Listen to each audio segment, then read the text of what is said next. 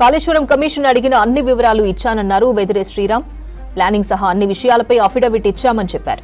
ప్రభుత్వం బ్యారేజ్ల దగ్గర బయోటెక్నికల్ టెస్టులు చేయలేదన్నారు వెదిరే. దీంతో బయోటెక్నికల్ సమాచారం పోయిందని చెప్పారు. ఎన్డీఏసీ ఆదేశించినా ప్రభుత్వం చేయలేదన్నారు వెదిరే శ్రీరామ్.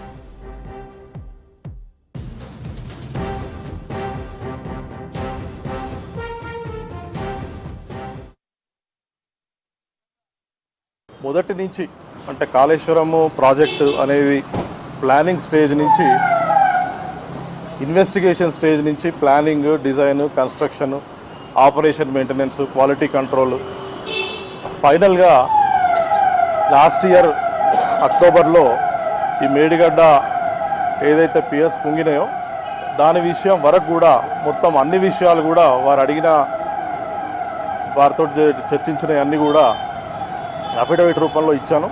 దానికి సంబంధించిన డాక్యుమెంటేషన్ కూడా ఏదున్నా వారు సబ్మిట్ చేయమని చెప్పారు.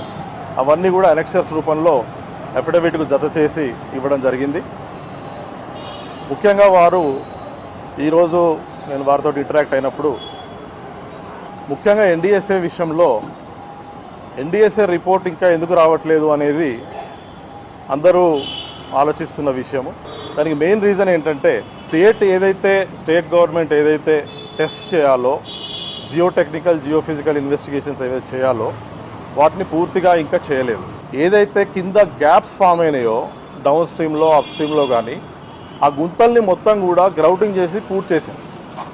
స్టేట్ ఇంజనీర్స్ వారు ఒక కమిటీ ఫామ్ చేసుకొని వారి అప్రోచ్ ప్రకారం వాళ్ళు ఆ గుంతలను పూడ్చడం జరిగింది. దానివల్ల ఏమైందంటే గ్రౌటింగ్ అనేది మొత్తము ఆ గుంతల్ని మొత్తం పూడ్చేసరికి కింద గ్రౌండ్లో ఉండే జియోటెక్నికల్ డేటా మొత్తం కూడా మనం కోల్పోవడం జరిగింది.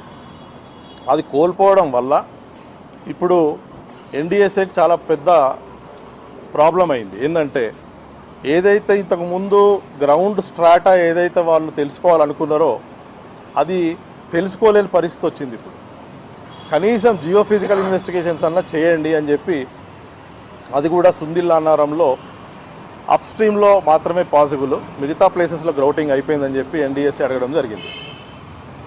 దాని మీద స్టేట్ గవర్నమెంట్ నుంచి ఇంకా రిజల్ట్స్ కానీ రిపోర్ట్స్ కానీ ఇంకా ఎన్డీఎస్ఏకి చేరలేదు.